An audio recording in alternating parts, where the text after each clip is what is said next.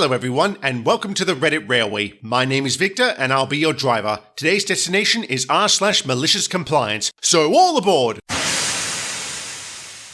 So my first job was in a grocery store with several different departments. I worked in the deli selling meat and cheese. One night I was working 1 p.m. to 9 p.m. 9 p.m. is when the deli and other special departments close and we're expected to be done and clocked out, but the rest of the store remains open 24/7 for general groceries. I was there with my co-worker. We had an especially busy night and we were a little behind on our cleaning, but we had already coated the meat slices with sanitizer after spending the past 15 minutes getting all the little chunks and shavings out of every corner. We were pretty serious about making sure those things were as clean as possible. It's about 8:55 at this point. We're almost late to leave and the store did not like overtime. If you were getting any amount of overtime, no matter how small, you would get chewed out the next day. A woman walks up to the counter and starts looking through the products we had on display in the glass case. She looks at one and says, "I want this turkey right here, but I want it freshly sliced." I, of course, look to my co-worker and we both see the two slices are still covered in sanitizer. As per the food safety protocol, we have to allow 20 to 30 minutes minimum for it to dry after application. I tell her, "Well ma'am, we really can't do that right now. Our slices are being cleaned at the moment as the department closes in 5 minutes, but I'd be glad to get you something from our cold case." "So you're not gonna slice it fresh for me? Is that what you're saying?" "That's correct. I apologize." Without another word, she walks away. My co-worker and I continue. We finish cleaning and go home after 5 more minutes, narrowly clocking out on time. Fast forward 2 days and we begin our shift like normal. About 2 hours in, I get called to the manager's office. I think nothing of it. I head upstairs, go inside and sit down. The manager hands me a piece of paper and says, "Tell me what caused this." I look at the paper and it's a printed screenshot of a Google review of our store. 1 hour 5 stars, accompanied by a full paragraph from that lady. She was complaining that she didn't get her freshly sliced meat from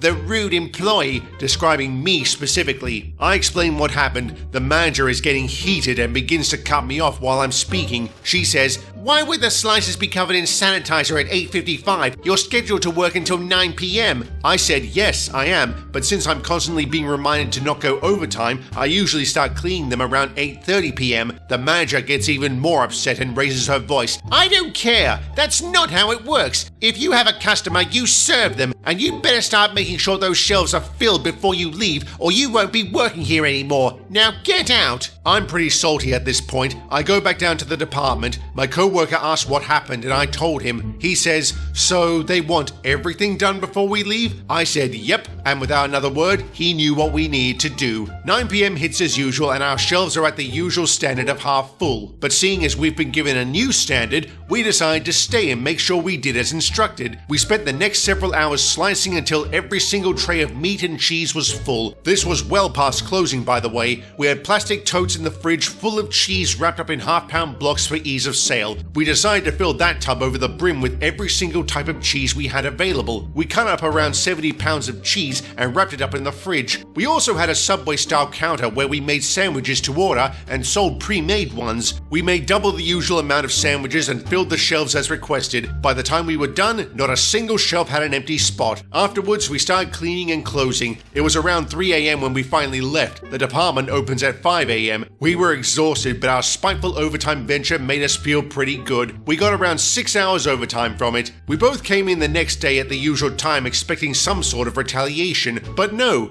Instead, our department manager saunters over to us and says, "Hey, you should be good to start cleaning up at 8:30 like usual." I think the store manager got the point. Normally, overtime would be asked to be taken care of by clocking out for lunches or coming in later than usual, but they let us keep all 6 hours. After that, they never said anything else about overtime. Good for you, OP. This was beautiful. As someone who used to work in a restaurant, I know what it's like trying to clean things in a timely manner. Fortunately, all my managers understood and even assisted when they could. What do you want to bet yours had never worked in the deli before? Well done on making her see sense. Oh, and to the customer who wrote that bad review, I got 3 words for you. Fuck you, Karen.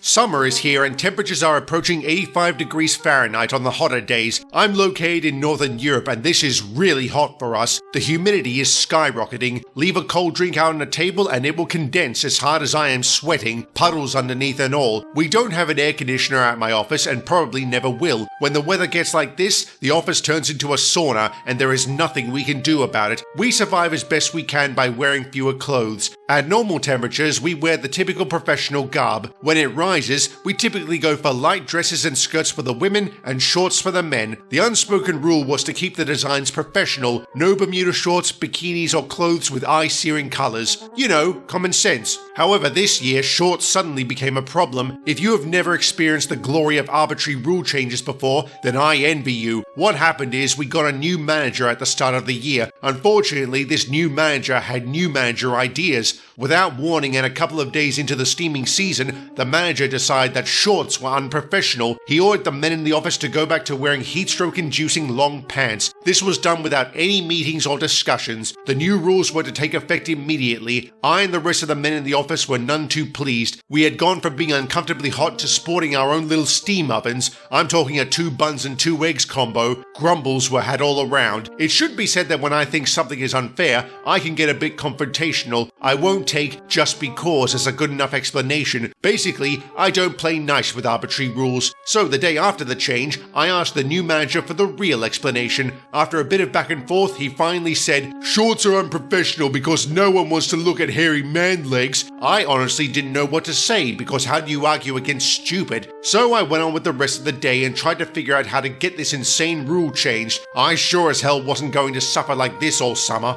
I went to my buddy to get his take on it. No surprise, he agreed with me. The new manager was just power tripping. The question became how to get under his skin and knock him down a peg or two. We realized that disrespecting his authority and publicly pointing out how stupid the rule was would likely do the trick. After a good hour, we devised a plan and set it in motion. First, I got written confirmation as to why shorts weren't allowed. He admitted to the hairy man legs thing. When I came in the next day, I was wearing shorts. In no time, he was on my case. In typical new manager fashion, he dressed me down in front of my co-workers. While he did this, I was fighting the urge to not grin. After he was done stroking his ego, I broke. I could not hold my smile in anymore. With the biggest grin on my face, I pointed to my legs and said, "But I shaved my legs." I think that broke him for a full 10 seconds. He just kind of stood there taking it all in. His eyes darted between my legs and my face a couple of times. You could see him trying really hard to make sense of what happened while my co-workers snickered in the gallery. I then reminded him that the problem with shorts were hairy man legs.